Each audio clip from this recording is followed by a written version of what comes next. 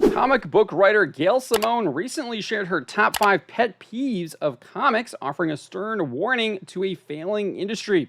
Let's get into this here. These are the 5 critiques that Gail Simone offered up to the comic book industry in a Facebook post in the Dixonverse Facebook group. Gail Simone posted, "Not making sure veteran pros have work if they want it." I actually agree with her. I think veteran pros should have work. I think DC and Marvel should be respecting the people that have built their industry and should offer them work. Those are the people that had, you would assume, successful runs, and that they should indeed have the work. I don't. I think Simone kind of fits into that. I think she's had some decent comic book runs, but a lot of her recent work just hasn't been very good. But I think you kind of see this sometimes happening anyways. They bring in some kind of veteran artists to do a lot of this stuff. They'll bring in Chris Claremont to do some kind of premiere book where they can like up the price. They brought back Jonathan Hickman to write X-Men, and he's writing something called Gods or something now, I think. So you do see that sometimes, but a lot of times they do leave a lot of these veteran artists out to dry. The second one is not respecting the stories that came before. This one is quite ironic coming from Gail Simone, given the fact that she's been very publicly stated how she wants to chip away at the tent poles of the comic book industry, specifically because they are, quote, she uses the slur cis, white heroes and male. And so she clearly didn't respect them, and she wanted to chip away at them. And what has indeed happened to the comic book industry, those tent poles have been chopped down, and the tent no longer is up. It's lying on the ground flat and dying. It's actually trying to dig its grave, right?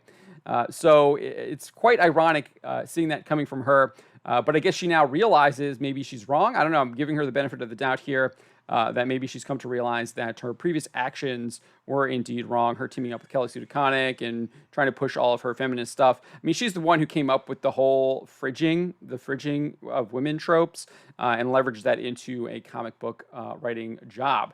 Her third point is not allowing the artist room to contribute.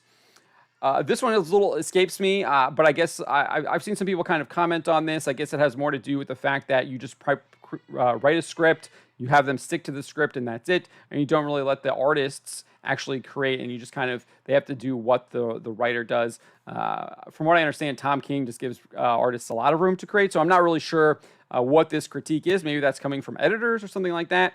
And maybe it's different styles between the writers and the artists and what they want. So I don't really know if that's a valid criticism or not.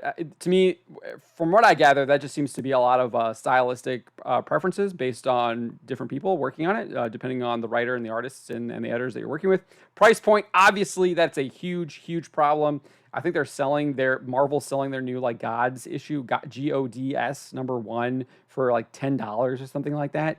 I don't know anyone outside of like the most diehard collectors who are going to spend $10 on the latest Marvel #1, where it looks like they're talking about like marriage and divorce or something like that. It just sounds absolutely awful. But a lot of these #1s have huge price points, $7.99. We're seeing most comics now are going for like $4.99 or $5.99 normally. So I do think price point, especially for those single issue floppies, is a big problem. And I think a lot of people are actually moving to trades or omnibuses, trying to get more bang for their buck, instead of just buying those single floppies where you don't even really get a story with a beginning, middle, and end. It's usually you get a beginning and then it keeps going on, and you have no idea where the middle's coming or when the end is going to come, and it's just, you don't really get a full story. Very different from how comics were originally done when they first came out, where you got like 6 or 7 different stories in one issue, and they all had beginning, middles, and ends. Her fifth pet peeve here is lack of distribution options. I actually probably disagree with this one. I think there's lots of different distribution options. I think she's kind of homed in on the comic shop being the main distribution option. Obviously, I think there is room to expand those distribution options. We've seen DC try and get into Walmart and things like that, but obviously comics used to be basically like your 7-Eleven or things like that, where you could buy them there, and you don't really see that at all anymore. So maybe that they can try and get back into those stores, maybe the grocery aisle and stuff like that. There could be options for that, but there's obviously a ton of distribution options, especially when you look at stuff digitally. Obviously, there's Amazon, there's like all these kinds of webtoons and stuff like that. They all have their own services. There's like the Marvel Unlimited. I think DC has their own thing too. I'm not really sure what it's called. It's been through a different number of things. It used to be like DC Universe. I'm not sure if that still exists. It exists something, but I'm not sure how it exists if you still get it through Max or whatever. But I know they have it out there. So there are a lot of options. So I'm not really sure if I agree with that. I think you'd have to really kind of home in on that.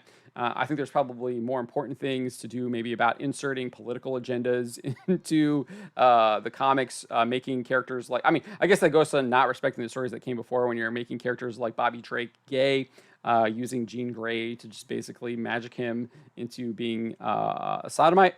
So there's lots of issues, stuff like that. And then obviously, I think just the way these creators treat their readers, they treat them like they're absolute crap and garbage and beneath them. And they lecture to them through their writing. Their writing is absolutely awful in a lot of cases. So I think that's that's another big option too that I would probably add on there too. But this is kind of what Gail Simone has to say here.